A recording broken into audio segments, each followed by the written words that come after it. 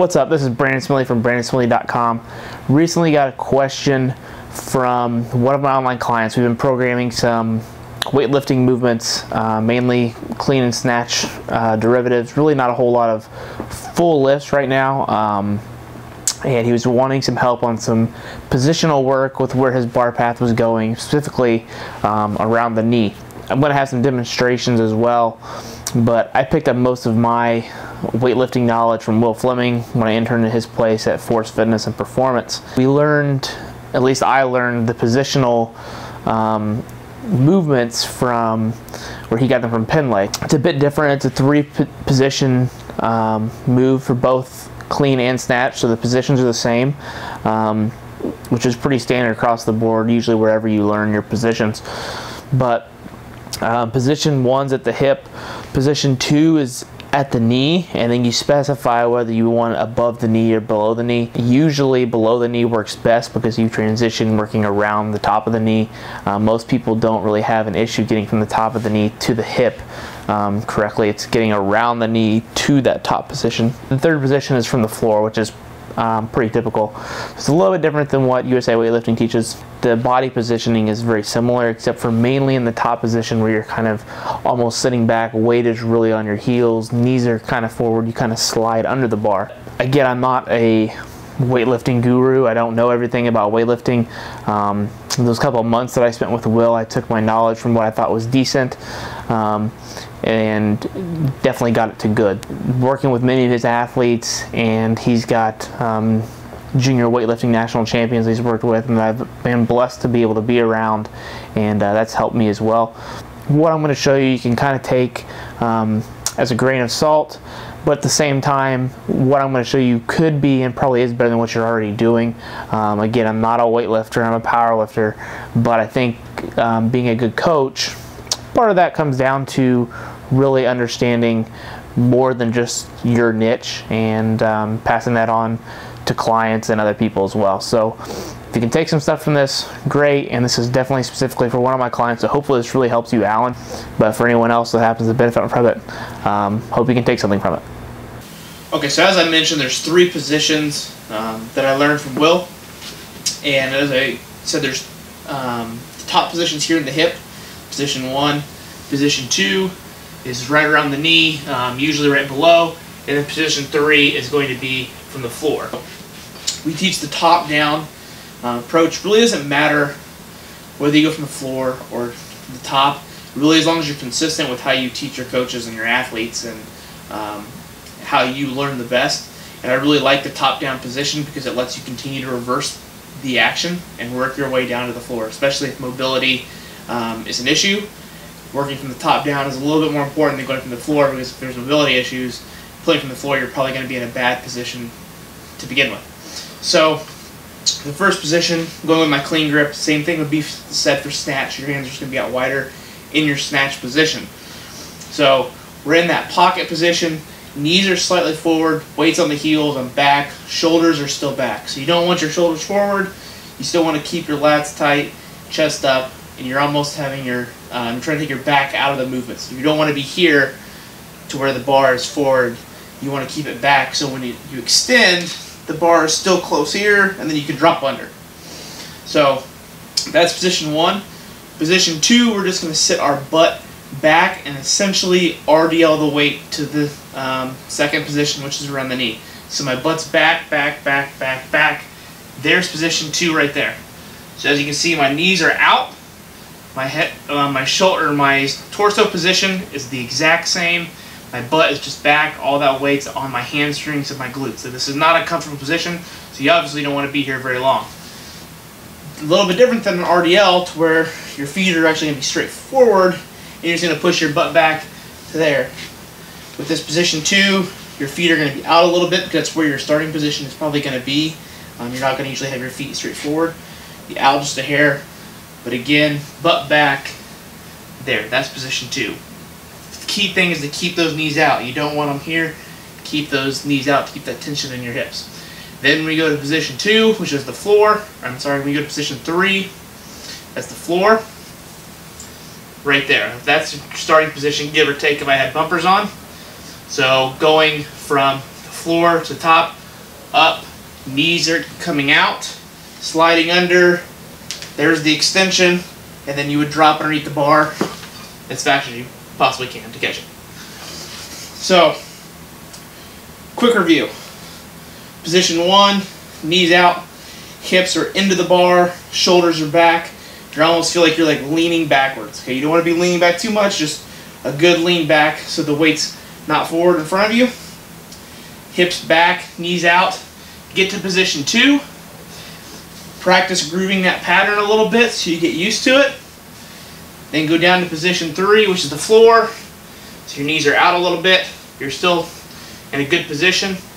Up, knees out, butt back. Bam, right there. That's your extension. The same thing would go for pulls. So if you're doing a pull from like hang, your hang position would just be, you can be either hang from position 1 or hang from position 2. The same thing. Extend up, bam, just groove that pattern. Okay, right now I'm going to talk about the jerk. A client had a little bit of questions about the positioning of the jerk and where your feet should be and how they should be lined up. Now I'm not going to go into anything extensive here. I'm just going to go over the general positioning of the feet for a split jerk.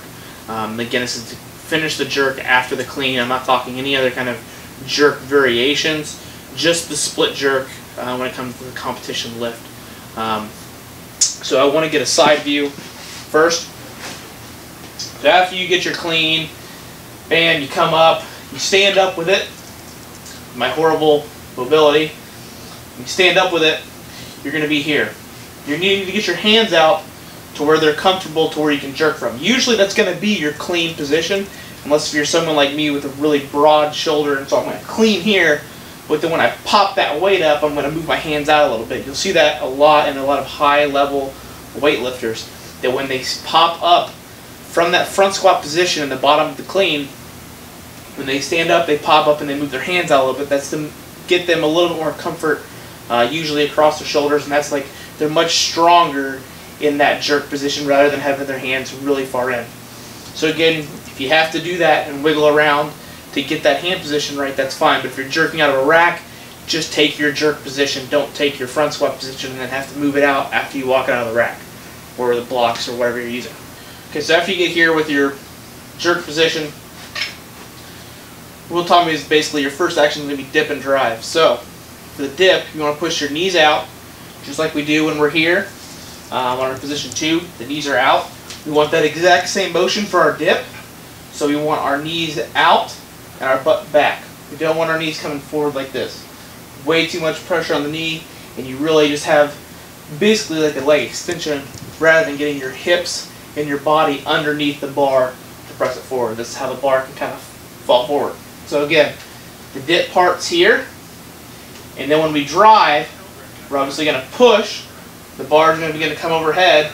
The idea is that we're only going to get the bar probably about here with the push with maximal weights. So what we're wanting to do is once we get here, then we have to, what we call, dive. So that our split position will come, depending what leg you like to come forward, personal preference. One leg's going to come forward, one leg is going to go back, and you're going to end up in a split position here. The idea mainly, keep this leg vertical, shin is nice and vertical, this knee will come straight down. So I have a bad habit of landing like this because I have poor mobility. Have that knee down, this ankle's going to be up as you can see with my foot here, and then you'll finish the jerk there. Weight's going to be overhead. Okay, so clean, get all that done, dip, drive, split. Okay, looks a lot easier without any weight, but essentially that's it. Weight again is on the heels. You don't want your weight on your toes. That's how you come forward, bam, hit the floor, just like that. Okay, wrapping up, a quick rundown of what I went through. Basically, we've got 3 positions: hip, knee, and floor. Working your way down to learn the movements, and then working your way up, obviously, in the full lifts as you complete the lifts in training or competition. Hip position number 1, really key, back. Knees are a little bit forward and you're almost like leaning back. Position 2, we want those knees out. And we want to keep that same torso position, but bring it down angled almost like an RDL with our hips back. Position 2 can vary from below the knee or above the knee. Generally speaking, it's below the knee, but if you need to do some above the knee work, then you would just specify in your programming above the knee. Position 3 is the floor. Pretty simple things there, just your general position, knees out, keep everything back, and then you're also basically going to squat the weight up per se, rather than pull it up like in powerlifting with a deadlift. As for the jerk, big key things are vertical shin or tibia. Want to keep that vertical. Make sure you're getting a lot of heel when you hit the ground. You don't want to be landing on your toe, because when you land on your toe, your knee goes forward. So if you land on your heel, good solid heeled strike, that should land in a vertical tibia. As for the back leg, we want that quad almost up and down like in a split stance position. If that leg ends up being straight and that knee isn't pointed down, that's when we start leaning. So really try to make sure you've got that good knee bend, 90-90 position, usually landing that back foot on your toe. Which foot comes forward is completely personal preference and what you're more comfortable with. Your rack position, make sure it's a comfortable position. You don't have to keep your hands in super close just because it's where you cleaned the bar from. When you pop up, you can move your hands out so you're able to get your head through the hole much more efficiently. The big thing with the jerk is dip and drive. Get that good dip with the butt back, knees out, pop it up, go, drop and split. That's all I've got. If you have any questions, you can submit them on the Elite FTS Q&A or over on my website at brandonsmitley.com.